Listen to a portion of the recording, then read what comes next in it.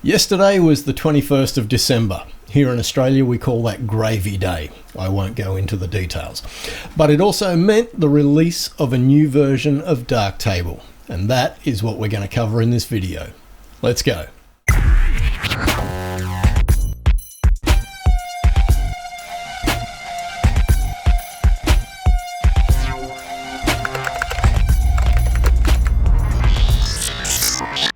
Hi and welcome to episode 163 of Understanding Darktable. Merry Christmas all.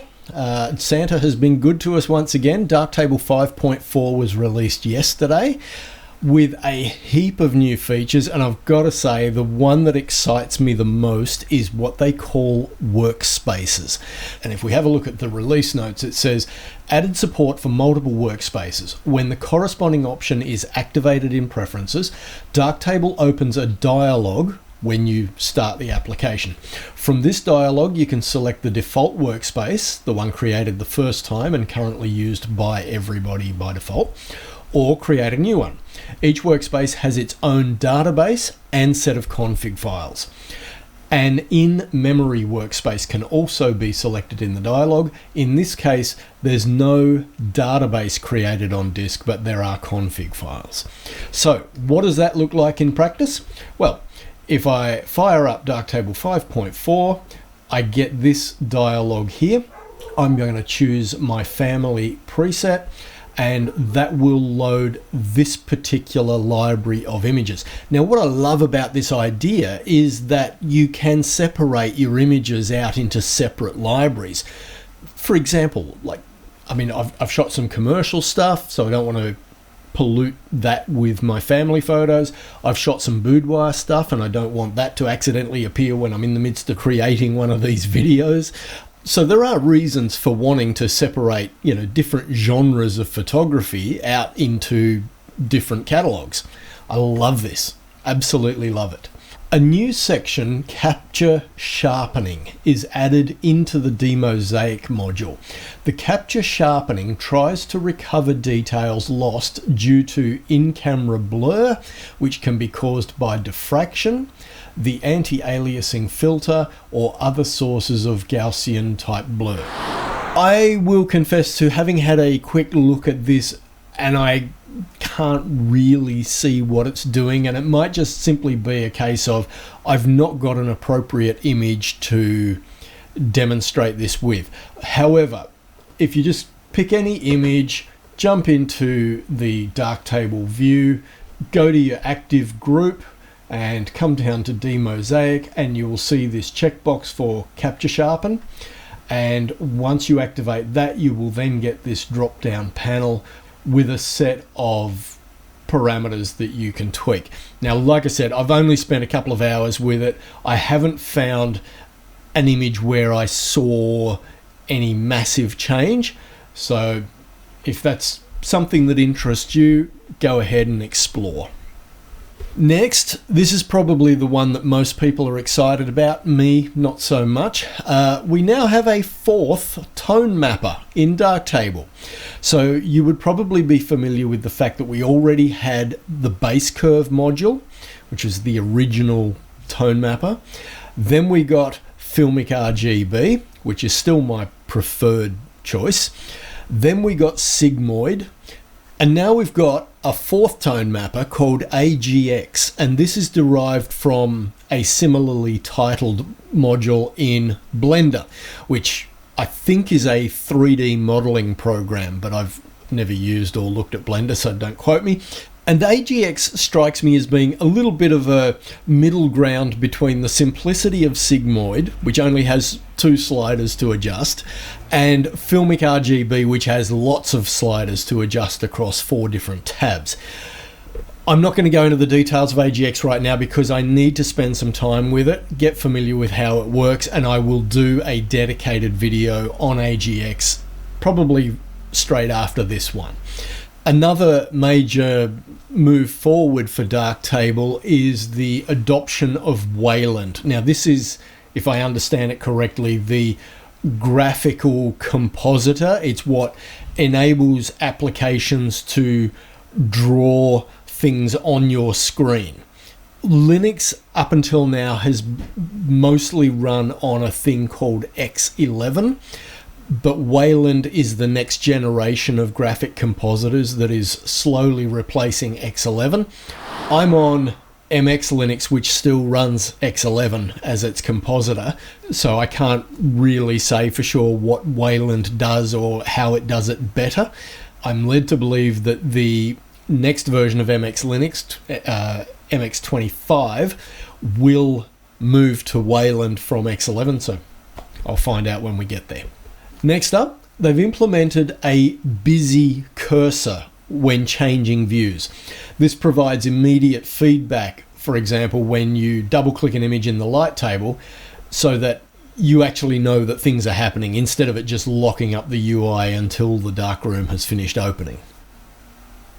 So that was the little spinning wheel icon that you saw while that image was loading.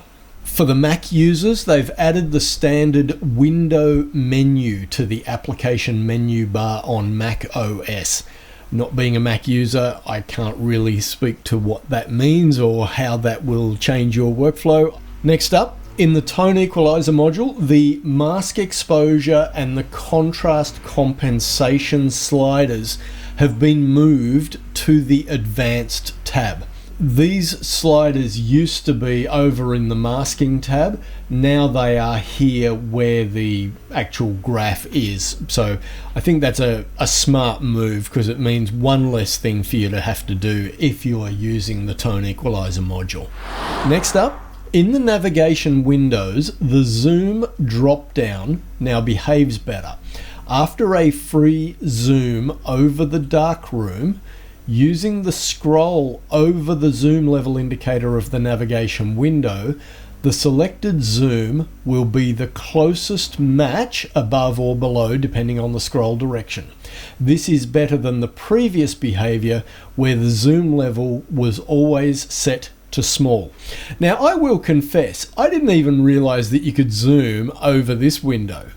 I've always just zoomed over the main image, but apparently you can zoom over the little thumbnail view in the top left hand corner as well. I never even realized that. When moving around in a zoomed center view in the darkroom, we now pre-calculate a slightly larger area so that it might not always be necessary to immediately recalculate after a further move. So I think the idea here is that if you've got a lot of processing going on in your image and you then zoom in, they calculate just a little bit more than what you're zoomed in on. So if you're just doing a little bit of pixel peeping, you get a refreshed view with the full history stack calculated without having to recalculate the entire image every time you just move a few pixels. The pop-up that you get when right-clicking sliders with a 360-degree range now shows a color wheel or compass. Okay, so what that looks like in practice. If we go to the rotate and perspective module, because that was quoted, the default range is plus 10 degrees to minus 10 degrees. But if I suddenly want to rotate that, 20 degrees, I can right-click to get my little wag the dog tool, type in 20, hit enter, and now I've got a 20-degree rotation. I can middle click on the slider, and now I've got the full range from plus 180 to minus 180, and a middle click again returns me to that plus 10 degrees to minus 10 degrees soft limit range. And as a follow-on to that, when the slider range has been zoomed out beyond the soft limits, the now visible extreme areas have a slightly different color, which you would have seen in that previous example. Another great example of this is in, say, the color balance RGB module, where if we right-click on the hue shift, we now get this compass that they were talking about. So you can actually get a live preview of any of those hue shifts without actually committing to that change. And then you can just mouse off it and it disappears. Next, Added new default shortcut keys. These will take effect only if the keys do not yet have user-defined assignments. So the C key will now toggle the crop box. So press C on my keyboard and I'm now in the crop module and able to modify the crop of the image. E will set the exposure compensation equivalent to right-clicking on the exposure slider. So if we hit the E key, we get our wag the dog, like so, and I can just hit escape if I don't want to go ahead and change the exposure. Alt R will now set image rotation, again equivalent to right-clicking on the rotation slider. Alt R, and there we go. And related to that, Alt and the square brackets will give you fine rotation adjustment in 0.1 of a degree increments. So if we go Alt square bracket left, we are adding rotation 0.7, 0.8, 0.9. We can see the tooltip up the top of the screen there. And with the right square bracket, we are doing negative adjustments in 0.1 of a degree. You can now change the shape of this little indicator that is a triangle by default. Why anybody bothered to spend time developing this, I don't know. But anyway, go to Preferences, go to Miscellaneous, mark a shape. You can change it from triangle to circle to diamond to a bar if you want to. It will require a restart of Darktable to take effect. Next up, all toolbar buttons on the light table and darkroom have their enabled state recovered across sessions. So what that means is these little indicators down here, like your overexposure indicator, your clipping indicator, those sorts of things will now hold across various sessions. So if I was to close Darktable and then relaunch, we come back, jump back into that image, and we can see the clipping indicator is still active. Next, make the cursor indicating the selected thumbnail more visible. It is now bigger and has a border to ensure better visibility on dark thumbnails. I don't see a change, but maybe, I don't know, maybe it is a little bit different. Under other changes, this is a good one. Allow using the shift modifier to select only the feather points on blend masks. I love the sound of this. So let's suppose we had something like color balance RGB and we were to do a drawn path like something like this around our subjects, and if we were to then bring the feather points right in close, it then becomes really tricky to grab the feather point rather than the path point. As we can see, that's grab the path point. So now I can hold the shift key and that will still grab both. What do you know? Okay, some work to be done there, people, because I'm holding the shift key and it's grabbing the path point. Okay, I'll come back to you on that one because that is not working as advertised. Sorry. Next up, added an RGB percent display in the color picker module. So if we go to the color picker, by default it's RGB, but there is now an RGB percent option so that when you choose a color, it will show up a percentage of its red, green, and blue values. Next, allow a far smaller crop area to be created. So we'll go to our crop module. Right. Wow. You can get right to okay, that is really crazy cropping. Okay, not sure why you would want to crop that small, but you can if you want to. Next up, added optional collection of shortcut assignments using keyboard and mouse combinations to control image processing modules. Install these by clicking on the new Import Extras button on the Shortcuts tab under Preferences. I don't use shortcuts at all, and that's sounding like a video all of its own, so I'm going to leave that where it is for now. Alright, there are some more things in the release notes, but they tend to get right into the weeds, so I'm going to leave it here for now. The link to the release notes will be down below in the description, so feel free to go and read up on all of the other bits if you so desire.